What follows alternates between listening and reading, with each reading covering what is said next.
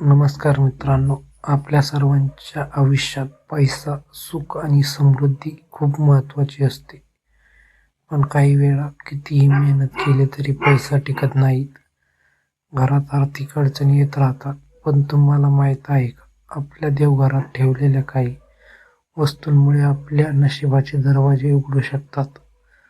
आज आपण जाणून घेणार आहोत, देवघरात कोणत्या वस्तू ठेवल्याने धनाचे मार्ग मोकळे होतात आणि खास करून तांब्याचे स्वस्तिक ठेवण्याचा एक प्रभावी उपाय.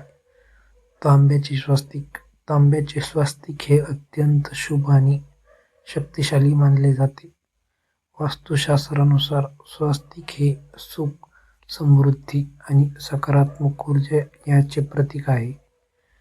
देवघरात तांब्याचे स्वस्तिक ठेवल्याने घरात सकारात्मक ऊर्जा वाढते, लक्ष्मीचा वास कायम राहतो, पैशाची कमतरता कमी होते. उपाय: दररोज पूजा करताना स्वस्तिकला हळदी कुंकू लावा आणि नमस्कार करा. चांदीचे नाणे. देवघरात चांदीचे नाणे ठेवणे अत्यंत शुभ मानले जाते. फायदे: धनवृद्धी होते, घरात स्थैर्य आणि समृद्धी येते. शुक्रवारच्या दिवशी लक्ष्मीपूजेत हे नाणे ठेवावे. शंख.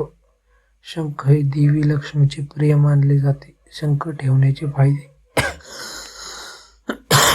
घरातील नकारात्मक ऊर्जा नष्ट होते, धनप्राप्तीचे मार्ग मोकळे होतात.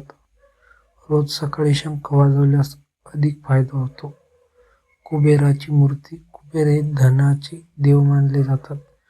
कुबेराची मूर्ती ठेवण्याचे फायदे: धनसंपत्ती वाढते, आर्थिक अडचणी दूर होतात. कुबेराची मूर्ती नेहमी उत्तर दिशेला ठेवावी. कमळ.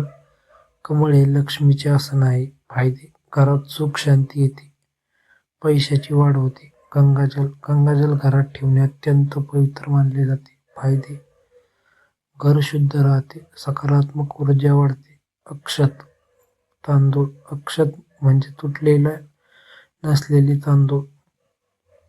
फायदे: देवतांची कृपा मिळते, घरात भरभराट होते. मित्रांनो, या 7 वस्तू जर तुम्ही श्रद्धेने आणि योग्य पद्धतीने देवघरात ठेवल्या तर तुमच्या आयुष्यात सकारात्मक बदल नक्की दिसतील. विशेष करून तांब्याचे स्वस्तिक हा उपाय नक्की करून पहा.